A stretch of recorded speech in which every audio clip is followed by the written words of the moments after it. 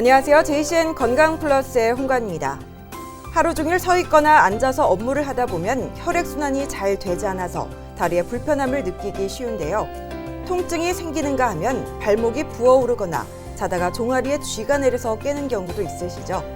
이처럼 오래 앉아있거나 서 있는 직업군에서 흔히 발생하는 대표적인 질환, 하지정맥류에 대해서 알아봅니다.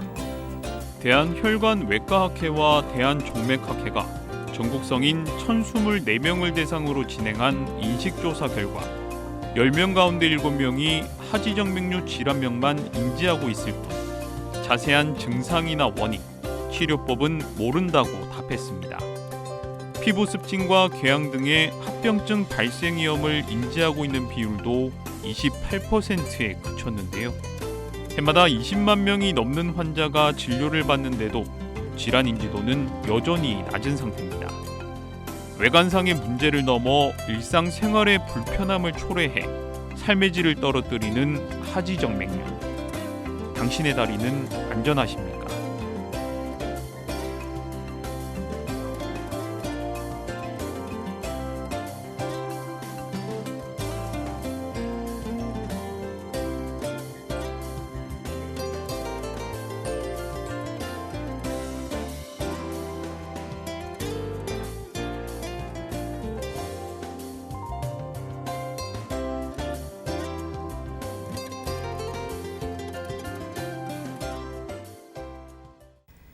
네, 오늘 건강플러스는 하지정맥류에 대해서 알아보도록 할 텐데요. 닥터정맥의원의 이동기 원장과 자세한 얘기 나눠보겠습니다. 원장님 안녕하세요. 네, 안녕하십니까. 네, 제 주변만 보더라도요. 이 하지정맥류에 대해서 걱정하는 분들이 참 많은데요. 정확히 이거는 어떤 질병인가요? 예, 하지정맥류 순환장애로 다리에 혈액이 고이는 질병입니다. 네. 정맥 내부의 판막이 손상되면서 심장으로 돌아가야 할 피가 역류하고 정맥 혈액량이 늘어나 피부 밖으로 보이게 됩니다.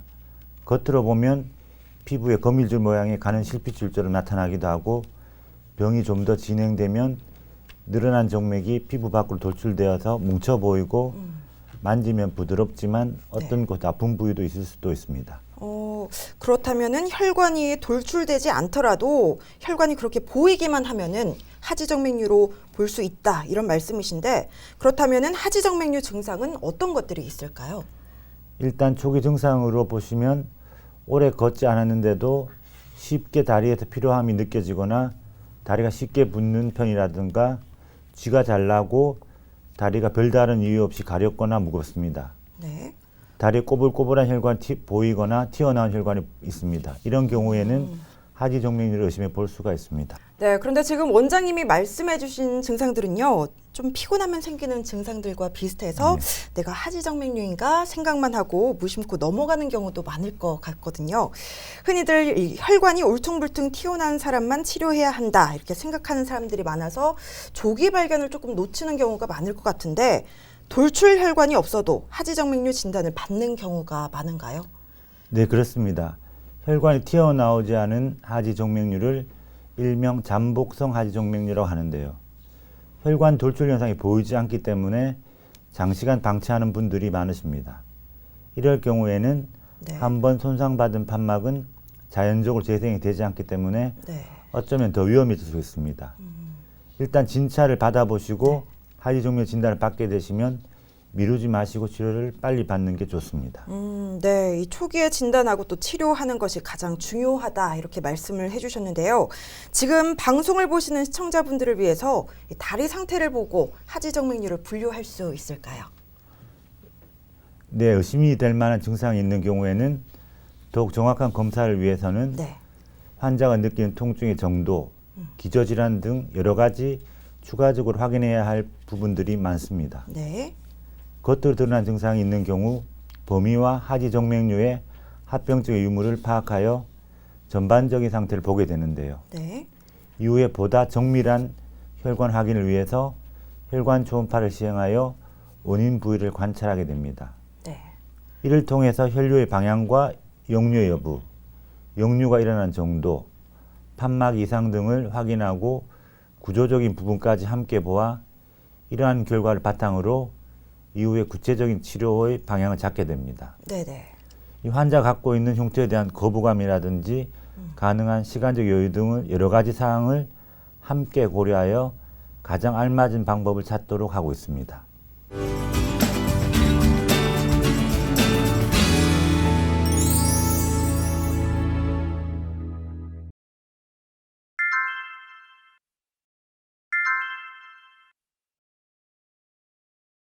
네, 자, 건강한 참견을 보니까요, 말씀해주신 증상이 그대로 있어서 문의를 주셨습니다. 사진이 지금 나오고 있는데요. 원장님, 지금 이런 상태라면은 하지정맥류 의심해 볼 수 있을까요? 이 사진을 보시면 다리에 가느다란 실피줄 형태의 혈관들이 푸른색, 붉은색으로 많이 비쳐보이는 형태입니다. 네. 혈관이 울퉁불퉁하진 않지만 가느다란 실핏줄이 많이 보이는 경우에서는 보통 미용적으로 많이 무시하고 넘어가는 경우가 많으신데 네. 이런 경우에서도 정맥압의 증가로 인해서 초기 하지정맥류일 수가 있습니다. 네, 그렇군요. 그러면 원장님, 이런 하지정맥류가 생기는 원인 무엇일까요? 이 하지정맥류의 제일 큰 원인은 유전적인 요인입니다. 네. 실제로 하지정맥류 환자 중에서 70~80%, 많게는 90%에서 가족력을 찾아볼 수가 있는데요. 네.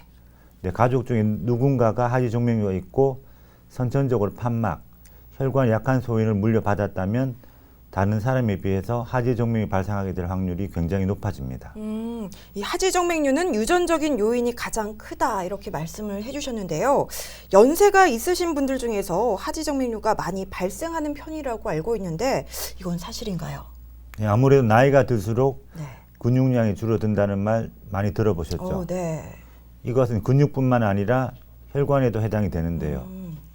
나이가 들수록 네. 혈관의 탄력성도 떨어지고 정맥 내 판막이 약해질 수가 있어서 결국에는 판막의 기능 부전으로 네. 정맥류 발생이 증가하는 경우가 많아지게 됩니다. 네. 그런데 요즘은 젊은 층에서도 환경적인 요인으로 종종 발생하기도 합니다. 네, 맞습니다. 요즘 젊은 친구들도 하지정맥류 환자가 많이 늘고 있다고 하는데 그런데 이 임신 중에도 하지정맥류 진단을 받는 경우가 있다고 하더라고요.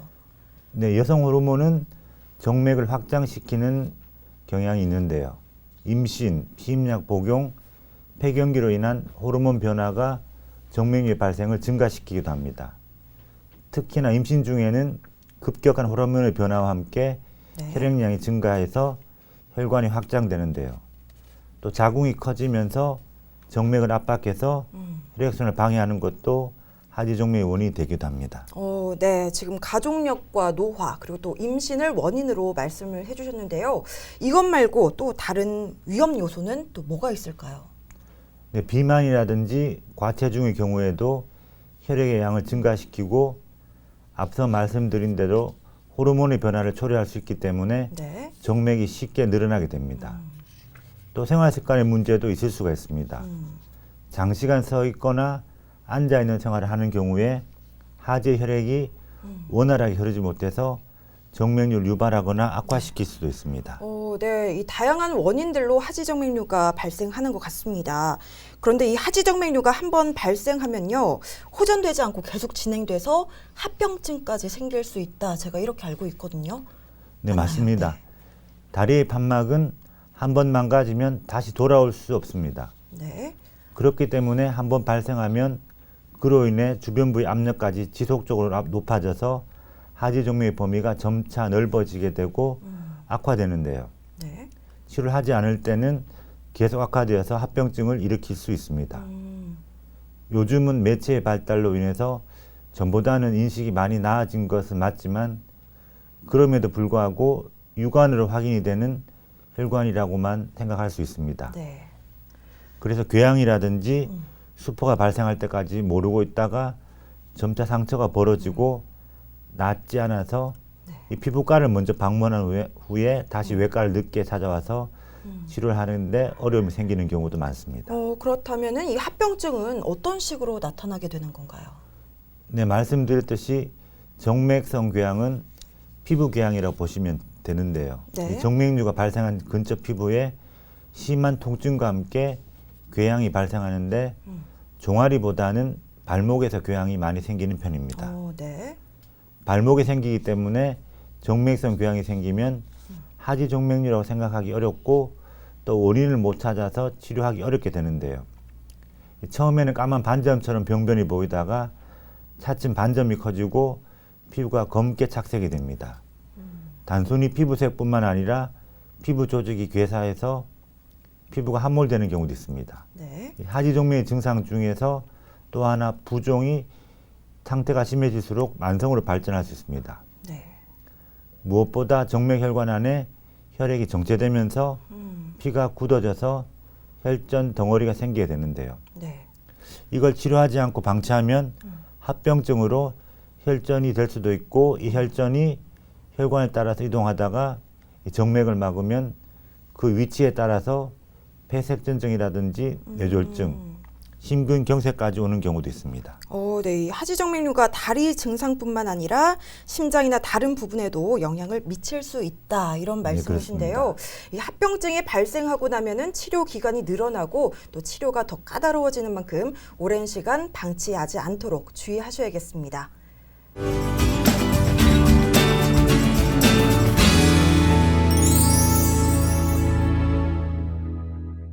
네, 건강 플러스 함께하고 계십니다. 매년 증가하고 있는 질환 하지정맥류. 추워지면서 조금 더 경각심을 가져야 하는데요. 하지정맥류가 의심된다면 일단 검사부터 받아봐야겠죠. 원장님, 이 하지정맥류 검사는 어떻게 이루어질까요? 네, 정맥질환 검사에서 가장 많이 시행하는 검사는 보통 흔히들 내과나 산부인과에서 경험해 보셨을 겁니다. 네. 특히 혈관 주변이 잘 보이게 만들어진 듀플렉스 초음파인데요. 이 주입하는 방법이 아닌 외부에서 하는 비침필적인 방법이고 반복 검사를 할 수가 있고 해부학적인 혈류학적 정보를 쉽게 얻을 수 있는 장점이 많습니다. 네. 상대적으로 침습적이고 가격이 비싼 CT나 MRI는 필요가 없습니다. 드물게 혈관 기형이나 복부 혈관 존재 확인을 위해서 사용하는 경우는 있습니다.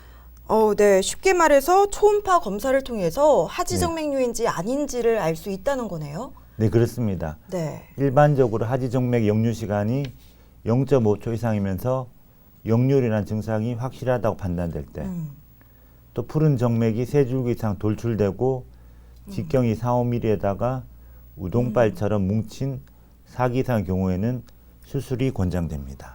지금 수술 얘기가 나오니까 걱정하시는 분들 많이 계실 것 같은데요. 그럼 지금부터 치료 방법에 대해서 알아보도록 하겠습니다. 하지정맥류의 치료법 어떤 것들이 있을까요? 하지정맥을 치료하는 방법은 크게 3가지로 나눌 수가 있는데요. 네.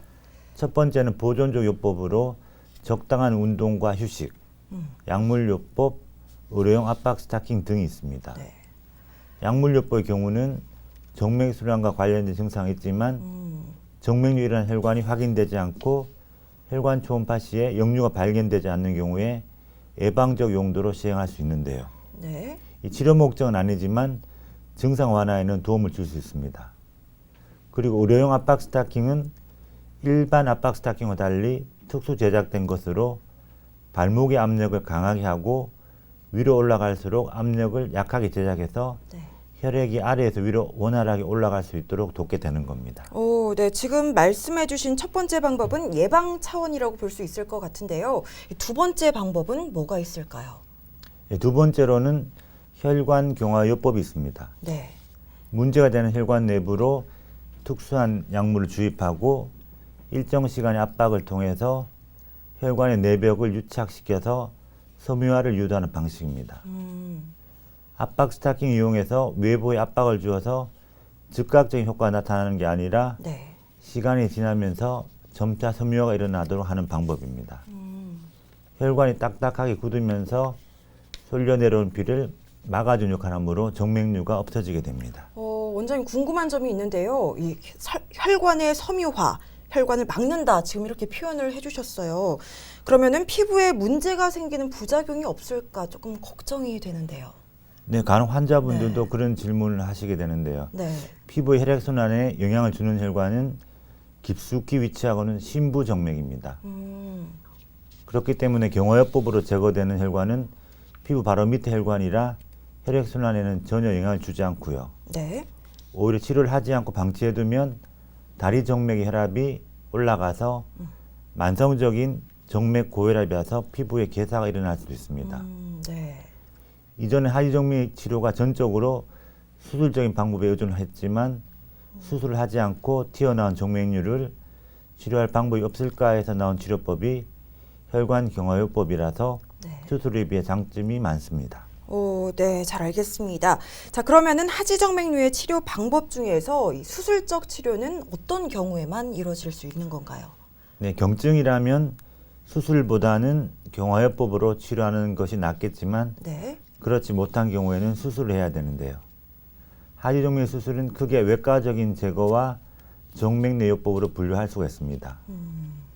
외과적 제거라고 하는 것은 피부 절개 후에 문제가 되는 혈관을 잡아당겨서 제거하는 방법으로 혈관이 심하게 울퉁불퉁하거나 혈전이 있어서 네. 혈관 전용 레이저 수술이 부적합한 경우에 시행이 되고요. 네.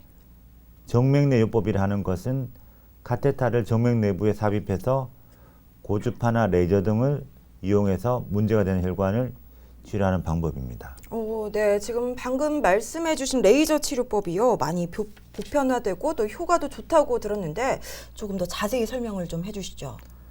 네, 레이저 치료법은 전신 마취가 필요 없이 국소 마취만으로 치료를 하기 때문에 네. 초음파를 이용해서 문제가 되는 혈관을 정확히 찾아내어서 레이저 도관을 문제가 되는 정맥 혈관에 위치시키게 됩니다. 네. 그 후에 혈관 내막을 태워 정맥의 역류 현상을 방지하게 되는 치료입니다. 그리고 레이저 시술은 당일 입원으로 시술 시간은 한 달이당 30분 정도이고요. 네. 그 다음 날부터 바로 일상생활로 복귀가 가능하기 때문에 특별한 회복 기간은 필요하지 않습니다.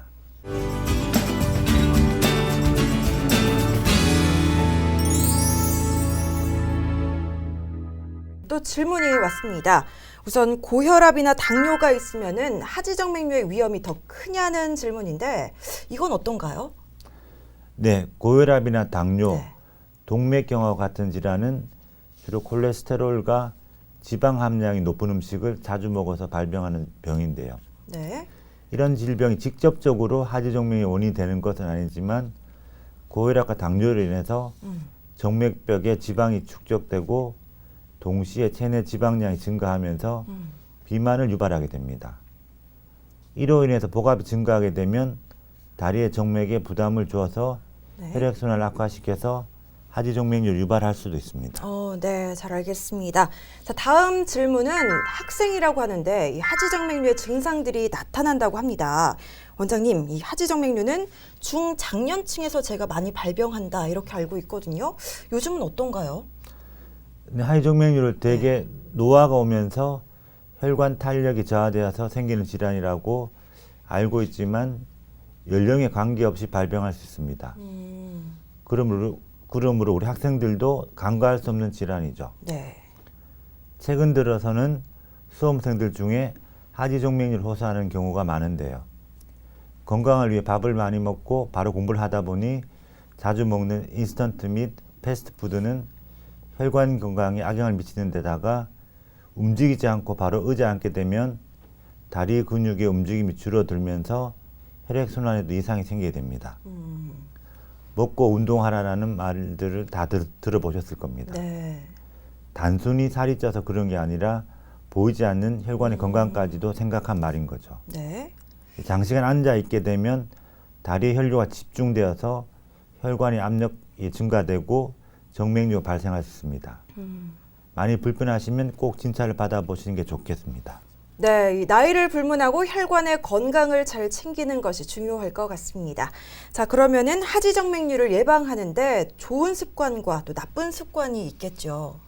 네, 평소에 조금이라도 증상이 있으시면 완화를 위한 생활 습관을 실천하고 네.